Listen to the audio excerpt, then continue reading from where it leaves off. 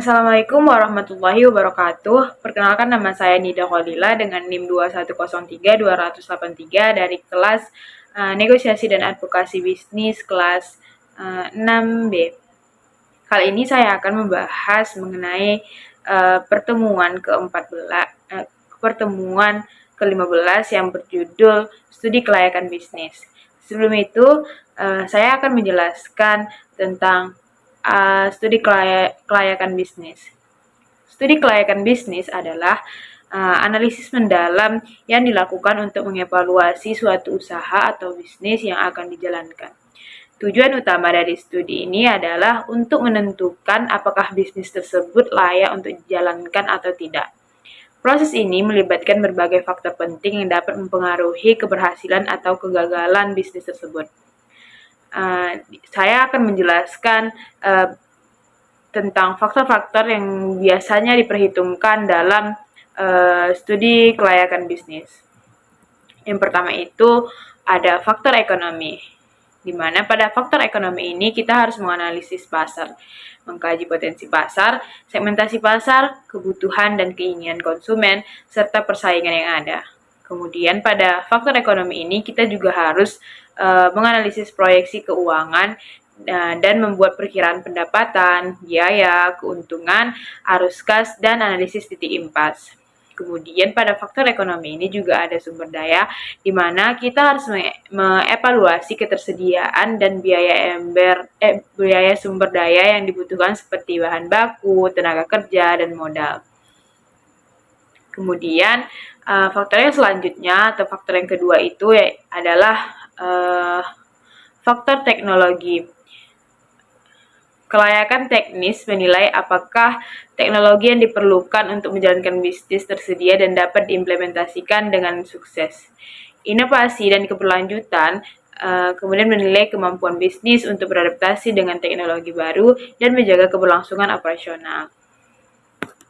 Kemudian faktor yang selanjutnya itu yaitu faktor hukum, di mana pada faktor hukum ini kita mempunyai peraturan dan regulasi, di mana kita harus memastikan bahwa bisnis mematuhi semua peraturan dan regulasi yang berlaku, termasuk perizinan, pajak, dan undang-undang perlindungan konsumen.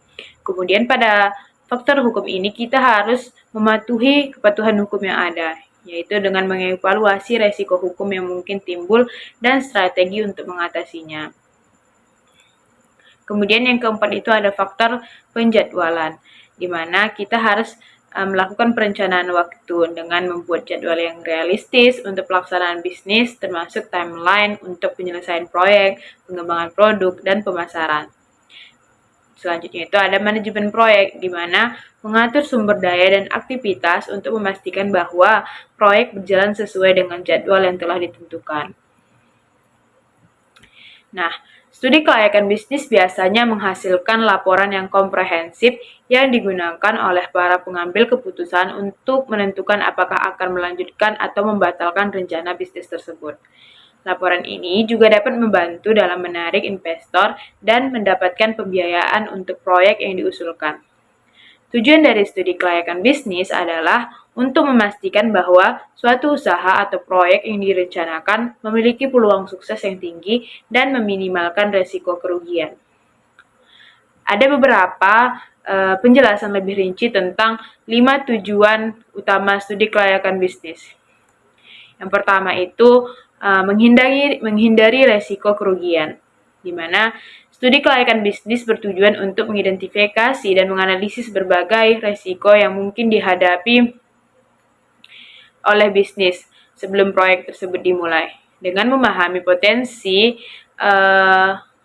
risiko seperti perubahan pasar, persaingan, perubahan regulasi, dan risiko finansial, pengusaha dapat mengambil langkah-langkah pencegahan untuk menghindari atau memitigasi risiko-risiko tersebut. Analisis ini membantu dalam membuat keputusan yang lebih baik dan mengurangi kemungkinan mengalami kerugian besar. Kemudian tujuan yang kedua itu dalam studi kelayakan bisnis yaitu untuk memudahkan perencanaan. Proses studi kelayakan bisnis melibatkan perencanaan yang rinci dan menyeluruh. Hal ini mencakup perencanaan operasional, pemasaran, finansial, dan sumber daya manusia. Dengan memiliki rencana yang jelas dan terstruktur, bisnis dapat mengatur alokasi sumber daya dengan lebih efisien, menetapkan target dan sasaran realistis, serta mengembangkan strategi yang efektif untuk mencapai tujuan bisnis. Perencanaan yang baik juga membantu dalam mengidentifikasi peluang dan tantangan yang mungkin dihadapi di masa depan. Kemudian yang ketiga itu ada memudahkan pelaksanaan pekerjaan, di mana studi kelayakan bisnis memberikan panduan yang jelas dan rinci tentang langkah-langkah yang perlu diambil untuk melaksanakan proyek atau bisnis. Dengan adanya rencana pelaksanaan yang komprehensif, tim manajemen dan karyawan dapat memahami tugas dan tanggung jawab mereka dengan lebih baik. Hal ini memastikan bahwa semua aspek bisnis berjalan sesuai dengan rencana, mengurangi kebingungan dan meningkatkan efisiensi operasional. Selain itu, studi ini juga membantu dalam mengidentifikasi kebutuhan, pelatihan, dan pengembangan yang diperlukan untuk memastikan pelaksanaan yang sukses. Kemudian yang keempat itu memudahkan pengawasan. Dengan adanya studi kelayakan bisnis, manajemen dapat lebih mudah melakukan pengawasan terhadap jalannya proyek atau bisnis. Studi ini menyediakan indikator kinerja kunci atau KPI dan matriks yang dapat digunakan untuk memantau kemajuan proyek. Pengawasan yang efektif memungkinkan manajemen untuk segera mengidentifikasi dan mengatasi masalah atau penyimpangan dari rencana yang telah ditetapkan. Hal ini membantu menjaga proyek tetap berada di jalur yang benar dan memastikan pencapaian tujuan bisnis. Nah, yang kelima itu memudahkan pengendalian. Studi kelayakan bisnis juga berperan penting dalam proses pengendalian. Dengan memiliki rencana yang jelas dan indikator kinerja yang terdefinisi, manajemen dapat mengambil tindakan korektif secara tepat waktu jika terjadi penyimpangan atau masalah. Pengendalian yang baik memungkinkan bisnis untuk tetap adaptif dan responsif terhadap perubahan lingkungan eksternal maupun internal. Selain itu, pengendalian yang efektif membantu dalam memastikan bahwa sumber daya digunakan secara efisien dan sesuai dengan anggaran yang telah ditetapkan. Kemudian, secara keseluruhan studi kelayakan bisnis adalah alat yang sangat penting bagi pengusaha dan manajemen untuk memastikan bahwa bisnis yang direncanakan memiliki peluang sukses yang tinggi. Dengan mengidentifikasi dan menganalisis risiko, merencanakan dengan rinci, memudahkan pelaksanaan dan pengawasan, serta memastikan pengendalian yang efektif, studi kelayakan bisnis membantu dalam menciptakan fondasi yang kuat untuk keberhasilan jangka panjang. Nah, ada beberapa manfaat studi kelayakan bisnis. Yang pertama itu bagi investor. Studi kelayakan bisnis memiliki banyak manfaat yang dapat membantu pengusaha dan pemangku kepentingan lainnya dalam membuat keputusan yang tepat mengenai proyek atau usaha yang direncanakan. Salah satu manfaat utama adalah mempermudah proses pencarian pendanaan. Berikut ini saya akan menjelaskan lebih rinci mengenai manfaat dan beberapa manfaat lain dari studi kelayakan bisnis. Yang pertama itu dapat mempermudah pencarian pendanaan. Jika hasil studi kelayakan bisnis menunjukkan bahwa proyek atau usaha yang tersebut layak direalisasikan, langkah selanjutnya adalah mencari pendanaan. Kemudian studi kelayakan yang komprehensif dan terperinci dapat menjadi alat yang sangat berguna untuk menarik investor atau pemilik modal. Beberapa cara bagaimana studi kelayakan bisnis dapat membantu dalam mencari pendanaan, yaitu kepercayaan investor. Investor lebih cenderung untuk menanamkan modal mereka pada proyek yang telah melalui analisis kelayakan yang menyeluruh. Studi kelayakan memberikan bukti bahwa proyek tersebut telah dipertimbangkan dengan matang dan memiliki potensi untuk sukses. Kemudian, dokumentasi yang kuat. Laporan studi kelayakan biasanya mencakup analisis pasar, proyeksi keuangan, rencana operasional, dan analisis resiko. Dokumentasi yang lengkap ini memberikan gambaran yang jelas tentang potensi, keuntungan, dan resiko, membantu meyakinkan investor tentang prospek proyek. Kemudian, perencanaan keuangan. Studi kelayakan memberikan proyeksi keuangan yang rinci, termasuk estimasi pendapatan, biaya, dan arus kas. Informasi ini penting bagi investor untuk memahami bagaimana dan kapan mereka bisa mengharapkan pengembalian investasi. Kemudian, ada strategi pengembangan, di mana laporan ini juga mencakup strategi untuk mengatasi tantangan dan manfaat peluang, menunjukkan bahwa manajemen telah merencanakan dengan baik dan siap untuk menavigasi lingkungan bisnis. Kemudian, manfaat selanjutnya yaitu dapat mengidentifikasi peluang dan ancaman. Studi kelayakan bisnis membantu dalam mengidentifikasi peluang yang dapat dimanfaatkan oleh bisnis serta ancaman yang perlu diwaspadai. Dengan memahami lingkungan pasar dan faktor eksternal lainnya, bisnis dapat merumuskan strategi untuk memaksimalkan peluang dan meminimalkan dampak dari ancaman.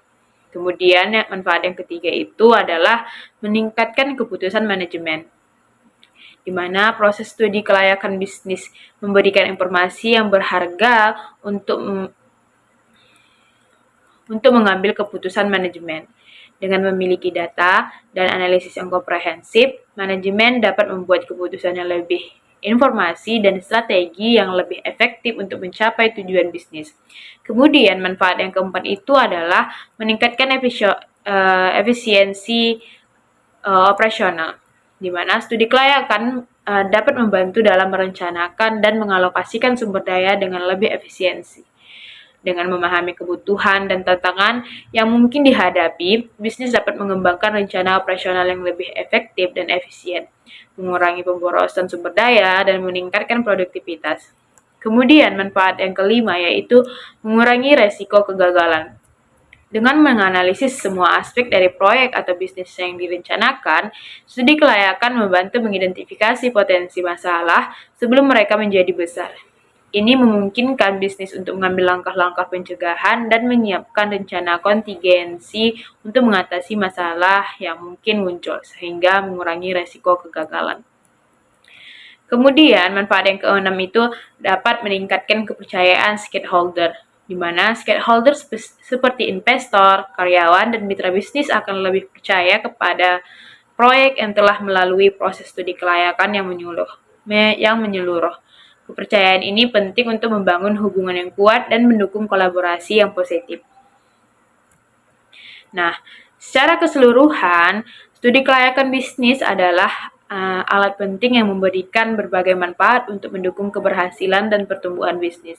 Dengan membantu dalam pencarian pendanaan, mengidentifikasi peluang dan ancaman, meningkatkan keputusan manajemen, meningkatkan efisiensi operasional, mengurangi resiko kegagalan, dan meningkatkan kepercayaan stakeholder, studi kelayakan bisnis berperan penting dalam memastikan bahwa bisnis dapat berkembang secara berkelanjutan dan mencapai tujuan-tujuannya.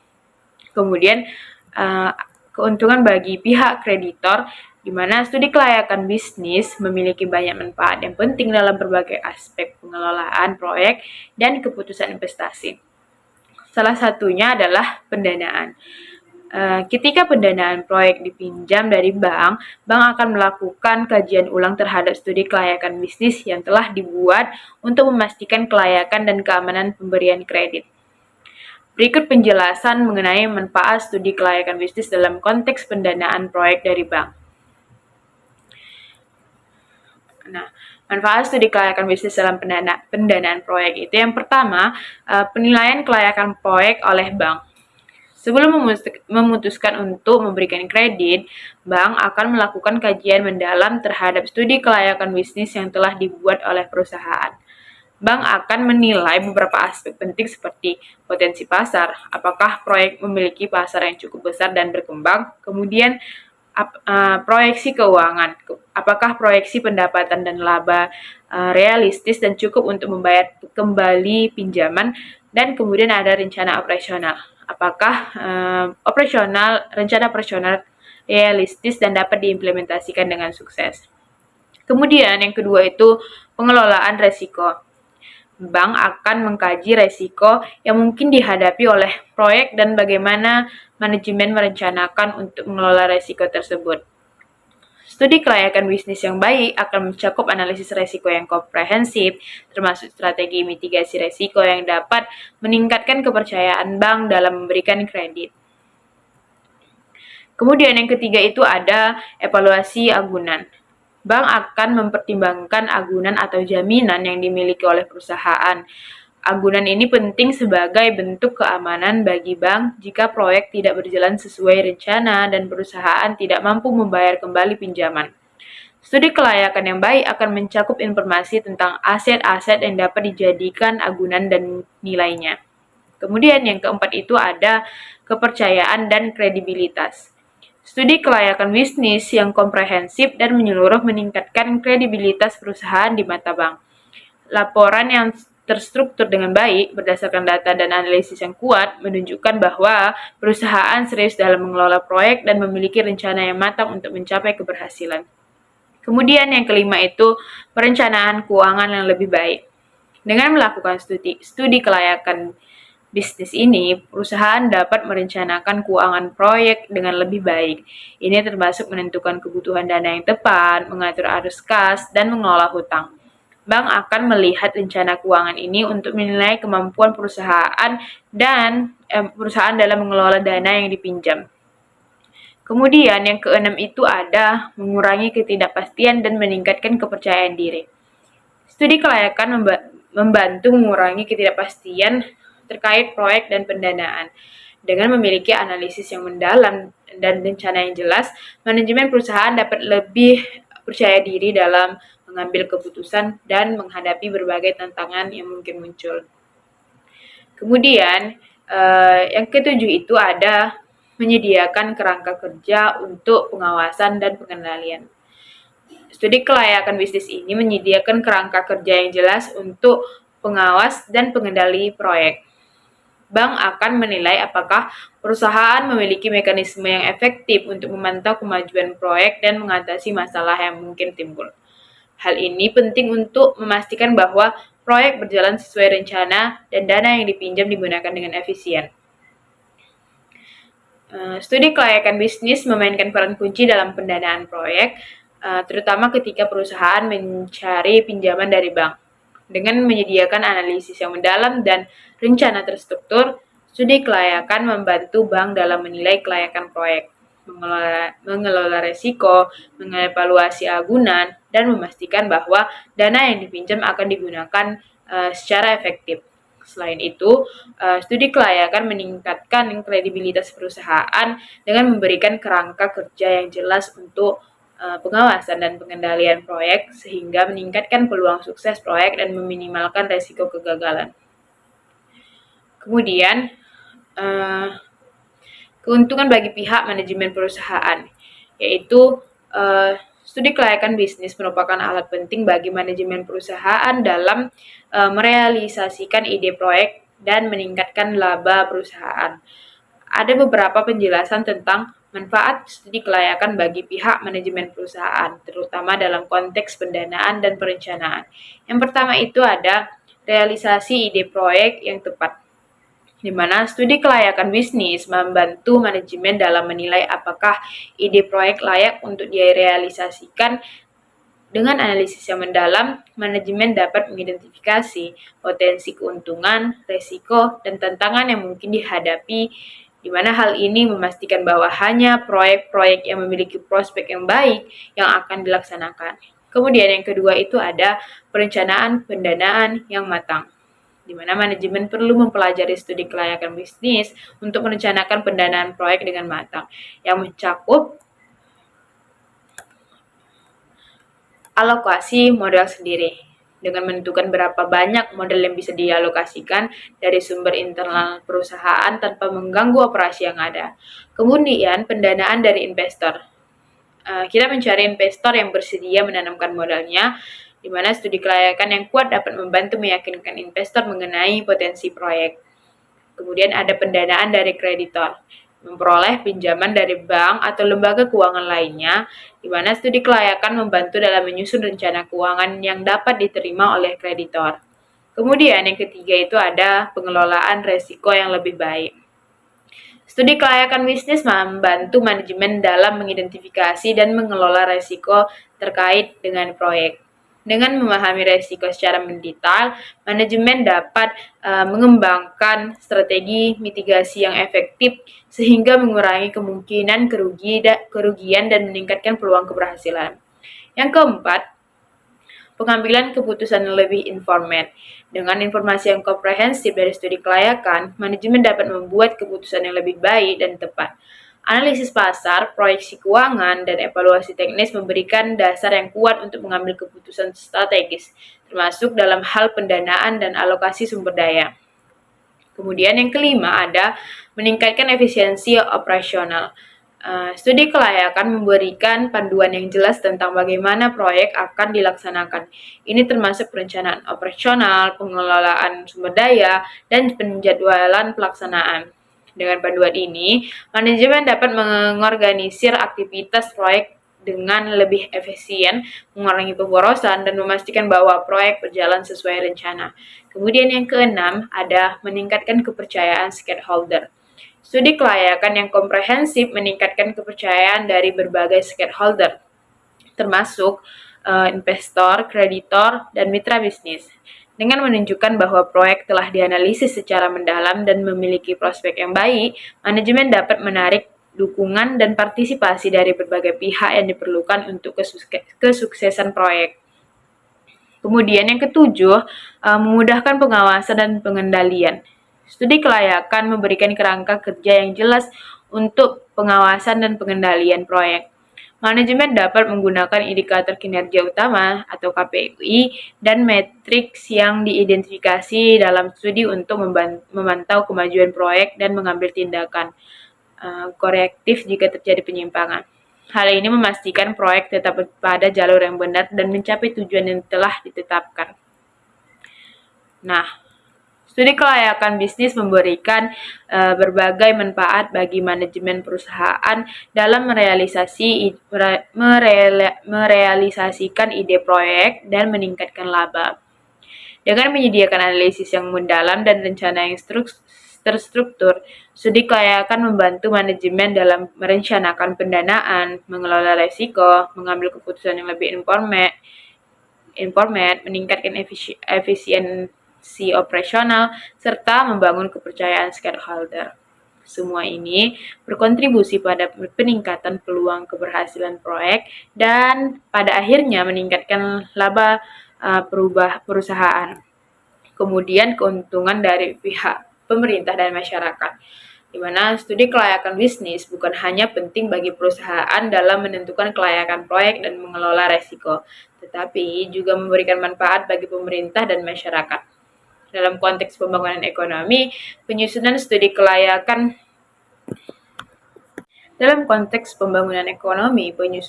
kelayakan bisnis harus memperhatikan kebijakan-kebijakan pemerintah, karena kebijakan tersebut dapat secara langsung maupun tidak langsung mempengaruhi perusahaan. Saya akan menjelaskan mengenai manfaat studi kelayakan bisnis bagi pihak pemerintah dan masyarakat dalam rangka tujuan pembangunan ekonomi. Manfaat studi kelayakan bisnis bagi pemerintah dan masyarakat yaitu satu, mendukung kebijakan pemerintah. Penyusunan studi kelayakan bisnis yang memperhatikan kebijakan-kebijakan pemerintah dapat memastikan bahwa proyek atau usaha yang dijalankan selaras dengan tujuan pembangunan nasional dan regional. Ini mencakup regulasi dan perizinan yang memastikan bahwa proyek mematuhi semua regulasi dan peraturan yang berlaku, termasuk perizinan, lingkungan, dan keselamatan. Kemudian ada dukungan dan intensif, yang mana memanfaatkan dukungan dan insentif yang diberikan oleh pemerintah untuk proyek-proyek tertentu yang dianggap penting untuk pembangunan ekonomi. Kemudian yang kedua itu mendorong pertumbuhan ekonomi lokal, di mana proyek yang layak dan sesuai dengan studi kelayakan dapat mendorong pertumbuhan ekonomi lokal dengan menciptakan lapangan kerja, meningkatkan pendapatan, dan memanfaatkan sumber daya lokal. Hal ini tidak hanya meningkatkan kesejahteraan masyarakat setempat, tetapi juga berkontribusi pada stabilitas ekonomi secara keseluruhan. Kemudian yang ketiga itu mengurangi resiko proyek gagal. Dengan memperhatikan kebijakan pemerintah dalam studi kelayakan bisnis, resiko proyek gagal dapat dikurangi. Proyek yang tidak mematuhi regulasi atau yang tidak sejalan dengan kebijakan pemerintah memiliki kemungkinan lebih tinggi untuk menghadapi hambatan operasional dan legal yang dapat menyebabkan kegagalan. Kemudian yang keempat itu meningkatkan transparansi dan akuntabilitas. Studi kelayakan bisnis yang komprehensif dan transparan meningkatkan akuntabilitas perusahaan. Hal ini penting bagi pemerintah dan masyarakat untuk memastikan bahwa perusahaan beroperasi dengan etika dan bertanggung jawab serta mematuhi standar yang telah ditetapkan. Kemudian yang kelima itu ada mengidentifikasi dampak sosial dan lingkungan. Studi kelayakan bisnis yang baik mencakup analisis dampak sosial dan lingkungan. Ini membantu perusahaan untuk mengidentifikasi dan mengelola dampak negatif yang mungkin timbul dari proyek mereka, serta memaksimalkan dampak positif bagi masyarakat dan lingkungan. Pemerintah juga dapat menggunakan informasi ini untuk memastikan bahwa proyek-proyek yang dijalankan tidak merusak lingkungan dan kesejahteraan masyarakat. Kemudian yang keenam ada meningkatkan kolaborasi antar sektor publik dan swasta. Studi kelayakan bisnis yang mempertimbangkan kebijakan pemerintah dapat meningkatkan kolaborasi antara sektor publik dan swasta. Dengan bekerja sama, pemerintah dan perusahaan dapat mencapai tujuan pembangunan yang lebih efektif dan efisien, termasuk pembangunan infrastruktur, layanan publik, dan inisiatif keberlanjutan. Kemudian yang ketujuh itu ada memastikan keberlangsungan proyek. Pemerintah dan masyarakat memiliki kepentingan dalam memastikan bahwa proyek-proyek yang dijalankan berkelanjutan dalam jangka panjang. Studi kelayakan bisnis yang memperhatikan kebijakan pemerintah dapat memastikan bahwa proyek tidak hanya menguntungkan secara finansial, tetapi juga berkelanjutan secara sosial dan lingkungan. Kesimpulannya, studi kelayakan bisnis memberikan banyak manfaat tidak hanya bagi perusahaan, tetapi juga bagi pemerintah dan masyarakat dalam rangka mencapai tujuan pembangunan ekonomi.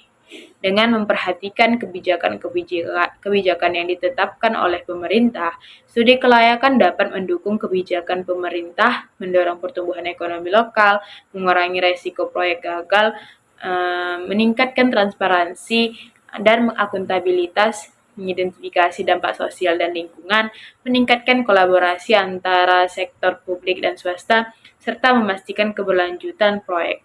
Semua ini berkontribusi pada pembangunan ekonomi yang lebih inklusif, berkelanjutan, dan sejahtera bagi masyarakat luas.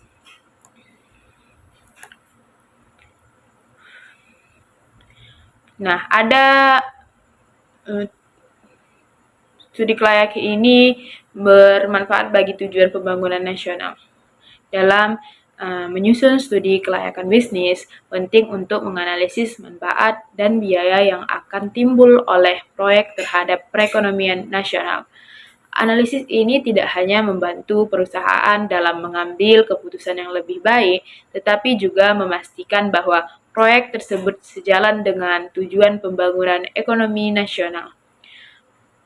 Di sini saya akan menjelaskan lebih rinci tentang aspek-aspek yang perlu dianalisis untuk mengetahui biaya dan manfaat. Yang pertama itu ada rencana pembangunan nasional, di mana studi kelayakan bisnis harus mempertimbangkan rencana pembangunan nasional yang telah ditetapkan oleh pemerintah, di mana mencakup keselarasan dengan prioritas pembangunan, di mana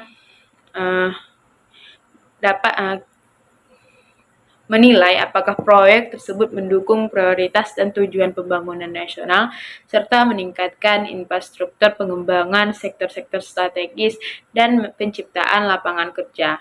Kemudian ada kontribusi terhadap pertumbuhan ekonomi, yang mana menganalisis bagaimana proyek tersebut akan berkontribusi pada pertumbuhan ekonomi nasional, misalnya melalui peningkatan produk domestik bruto atau PDB atau ekspor. Kemudian yang kedua itu distribusi nilai tambah pada seluruh masyarakat. Proyek bisnis yang sukses harus menciptakan nilai tambah yang didistribusikan secara adil di seluruh masyarakat. Analisis ini mencakup peningkatan pendapatan masyarakat dengan menilai bagaimana proyek tersebut akan meningkatkan pendapatan dan kesejahteraan masyarakat, termasuk kelompok-kelompok rentan.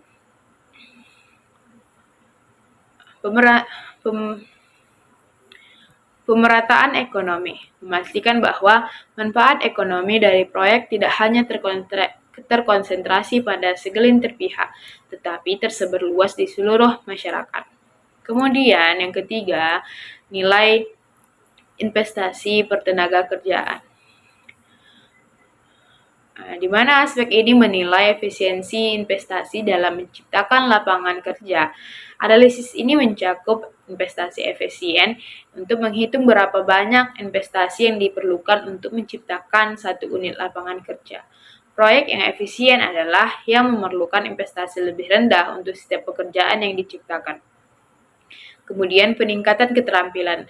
Menilai bagaimana proyek tersebut akan meningkatkan keterampilan tenaga kerja melalui pelatihan dan pengembangan sehingga mereka dapat berkontribusi lebih efektif terhadap perekonomian. Kemudian yang keempat ada pengaruh sosial. Analisis pengaruh sosial mencakup dampak proyek terhadap masyarakat dan komunitas lokal. Ini termasuk dampak positif untuk menilai manfaat sosial seperti peningkatan akses ke pendidikan, kesejahteraan, dan layanan publik lainnya. Kemudian ada dampak negatifnya, mengidentifikasi dan mengelola potensi dampak negatif seperti perpindahan penduduk, perubahan pola hidup, atau konflik sosial. Kemudian yang kelima itu semi analisis kemanfaatan dan beban sosial. Semi analisis kemanfaatan dan beban sosial adalah pendekatan untuk menilai manfaat dan biaya yang tidak selalu dapat diukur dengan nilai moneter. Ini mencakup manfaat non-moneter dengan menilai manfaat yang tidak dapat dinilai dengan uang, seperti peningkatan kualitas hidup, kesejahteraan mental, dan stabilitas sosial. Kemudian ada beban sosial, di mana kita mengidentifikasi beban sosial yang mungkin timbul seperti tekanan pada infrastruktur publik, peningkatan polusi, atau dampak negatif lainnya yang terhadap lingkungan dan kesejahteraan masyarakat. Menyusun studi kelayakan bisnis dengan memperhatikan manfaat dan biaya terhadap perekonomian nasional adalah langkah penting dalam memastikan bahwa proyek tersebut mendukung tujuan pembangunan ekonomi yang lebih luas. Analisis yang mencakup aspek rencana pembangunan nasional, distribusi nilai tambah, nilai investasi pertenaga kerja, pengaruh sosial, dan semi analisis kemanfaatan dan beban sosial membantu memastikan bahwa proyek tersebut tidak hanya menguntungkan secara finansial, tetapi juga memberikan kontribusi positif terhadap masyarakat dan perekonomian nasional. Hal ini penting untuk menciptakan pembangunan yang inklusif, berkelanjutan, dan adil bagi seluruh lapisan masyarakat. Nah, studi kelayakan bisnis adalah proses yang sistematis untuk menilai potensi keberhasilan suatu proyek atau usaha. Proses ini melibatkan beberapa tahapan yang harus diikuti secara berurutan untuk memastikan bahwa semua aspek yang relevan dipertimbangkan sebelum memulai proyek. Kemudian saya akan menjelaskan tentang perincian mengenai tahapan-tahapan studi kelayakan bisnis. Yang pertama itu penemuan ide. Tahap ini adalah titik awal dari studi kelayakan bisnis, di mana ide proyek atau usaha dikemukakan. Pada tahap ini, beberapa langkah penting yang harus diambil. Yang pertama itu identifikasi peluang, dengan mengenali peluang pasar yang dapat dimanfaatkan untuk menciptakan produk atau layanan baru. Kemudian, adanya kreativitas dan inovasi, dengan mengembangkan konsep-konsep inovasi yang dapat memenuhi kebutuhan pasar atau memecahkan masalah yang ada. Kemudian ada brainstorming, yaitu melibatkan tim dalam sesi brainstorming untuk mengembangkan dan menyaring ide-ide potensial. Kemudian yang kedua ada tahap penelitian. Pada tahap ini, penelitian mendalam dilakukan untuk mengumpulkan informasi yang diperlukan untuk menilai kelayakan ide yang diusulkan. Tahapan ini melibatkan beberapa langkah subtahap. Yang pertama itu mengumpulkan data primer, data yang diperoleh langsung dari sumber melalui survei, wawancara, atau observasi. Kemudian ada sumber data dari sekunder, yaitu data yang dikumpulkan dari sumber-sumber yang sudah ada, seperti laporan industri, statistik pemerintah, dan publikasi akademis. Kemudian ada mengelola data dengan memasukkan teori-teori yang relevan. dengan analisis statistik, menggunakan metode statistik untuk mengelola data mentah menjadi informasi yang dapat diinterpretasikan. Kemudian, ada aplikasi teori yang menerapkan teori-teori bisnis, ekonomi, dan manajemen yang relevan untuk menginterpretasi data yang dikumpulkan. Kemudian ada yang ketiga itu menganalisis dan menginterpretasi hasil pengolahan data, yaitu dengan analisis SWOT, menilai kekuatan, kelemahan, peluang, dan ancaman yang terkait dengan ide proyek. Kemudian ada analisis keuangan, melakukan proyeksi keuangan termasuk perkiraan biaya, pendapatan, arus kas, dan tingkat pengembalian investasi. Kemudian ada analisis pasar, menilai ukuran pasar, segmen pasar yang ditargetkan, dan dinamika kompetisi. Kemudian yang tahap ketiga itu ada tahap evaluasi, di mana hasil penelitian dianalisis untuk menilai apakah ide proyek layak untuk dilanjutkan, di mana ini termasuk penilaian resiko untuk mengidentifikasi dan menilai resiko yang terkait dengan proyek dan mengembangkan strategi mitigasi.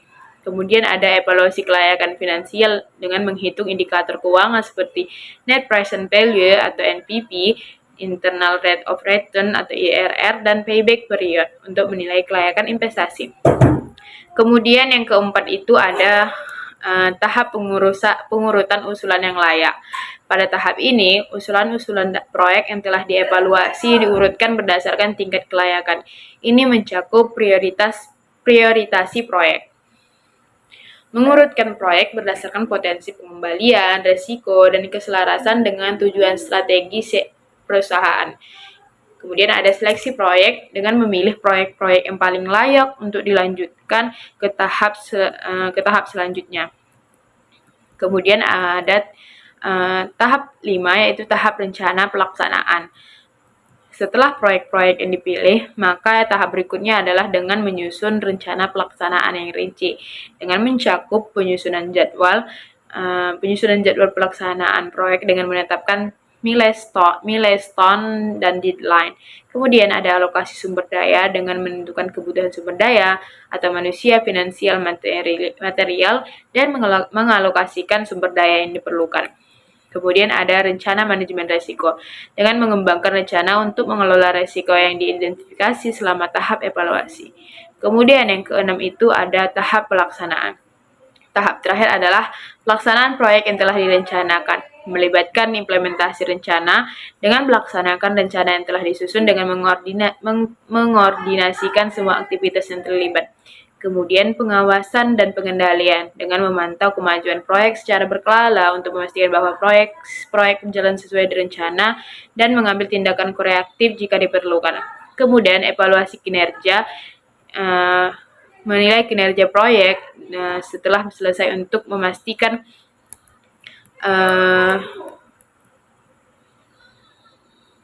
untuk menentukan apakah tujuan proyek telah tercapai dan belajar dari pengalaman untuk proyek masa depan. Kemudian, studi kelayakan bisnis, proses yang kompleks dan berurutan yang melibatkan penemuan ide, penelitian, evaluasi, pengurutan usulan, peran penting dalam memastikan bahwa proyek yang dipilih tidak hanya layak tetapi juga memiliki potensi untuk memberikan manfaat maksimal bagi perusahaan dan para stakeholder.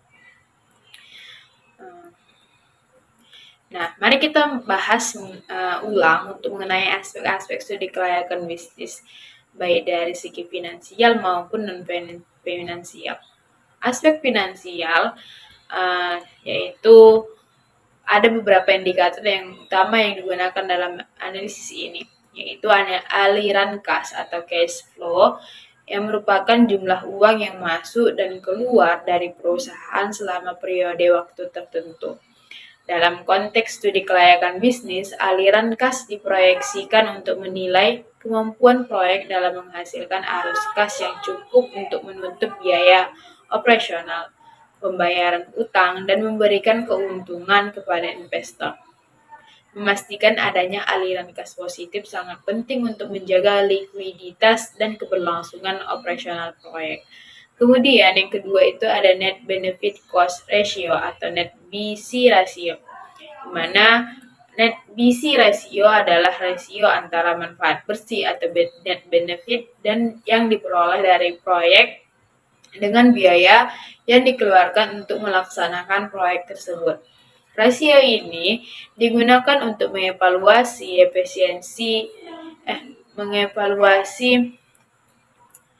efisiensi ekonomi proyek, di mana nilai yang lebih besar dari satu menunjukkan bahwa manfaat yang dihasilkan melebihi biaya yang dikeluarkan sehingga proyek dianggap layak dilaksanakan.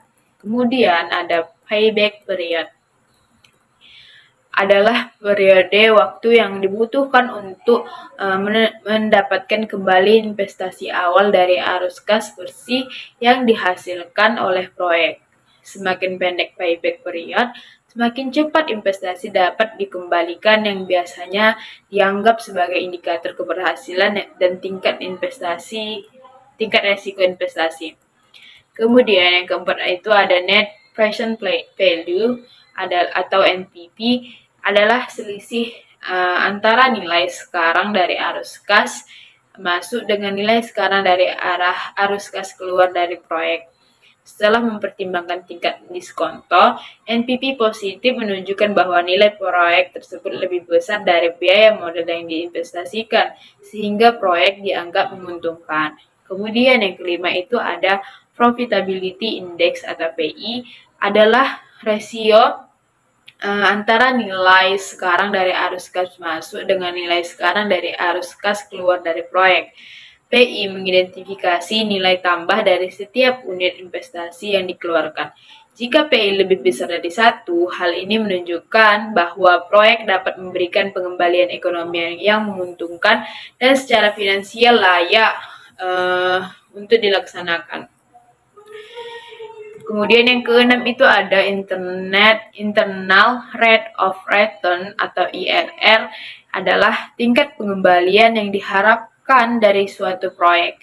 IRR merupakan tingkat diskonto di mana NPV dari arus kas proyek sama dengan 0. Proyek dengan IRR yang lebih tinggi dari biaya modal yang dikeluarkan dianggap menguntungkan. Nah, aspek non-finansialnya itu yaitu mencakup dampak sosial, ekonomi, lingkungan, dan operasional proyek. Beberapa aspek non-finansial yang penting adalah yang pertama, aspek sosial dan ekonomi, yaitu memperhitungkan dampak proyek terhadap masyarakat sekitar, termasuk peningkatan lapangan kerja, pengentasan kemiskinan, dan kontribusi terhadap ekonomi lokal. Kemudian yang kedua itu aspek pemasaran, dengan melakukan evaluasi potensi pasar untuk produk atau layanan yang ditawarkan oleh proyek, strategi pemasaran yang efektif, serta analisis kompetisi di pasar.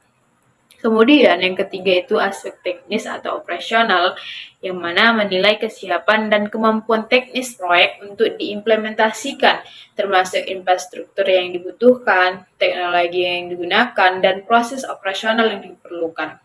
Kemudian yang keempat itu aspek manajemen dan SDM, di mana evaluasi kemampuan manajemen dalam mengelola proyek, pengelolaan sumber daya manusia, dan perencanaan strategis untuk menjaga kelangsungan dan keberhasilan proyek. Kemudian yang kelima itu aspek lingkungan, analisis dampak proyek terhadap lingkungan fisik dan sosial, serta langkah-langkah mitigasi untuk meminimalkan dampak negatif dan meningkatkan keberlangsungan lingkungan. Kemudian yang keenam ada aspek hukum, menyelidiki aspek hukum yang relevan yang mungkin mempengaruhi pelaksanaan proyek, termasuk peraturan perizinan, peraturan lingkungan, dan kewajiban hukum lainnya. Nah, penggabungan analisis finansial dan non-finansial dalam studi kelayakan bisnis memungkinkan pengambilan keputusan untuk mendapatkan pemahaman yang menyeluruh tentang potensi keberhasilan, risiko, serta dampak proyek terhadap berbagai aspek yang relevan. Dengan demikian, studi kelayakan yang komprehensif memainkan peran kunci dalam membantu perusahaan membuat keputusan investasi yang tepat dan strategis. Sekian dari video saya mengenai studi kelayakan bisnis pada pertemuan ke-15. Jika ada kesalahan kata dan kekurangan, mohonlah dimaafkan. Semoga video ini bermanfaat bagi kita semua. Saya akhiri. Wabillahi taufiq wal hidayah. Assalamualaikum warahmatullahi wabarakatuh.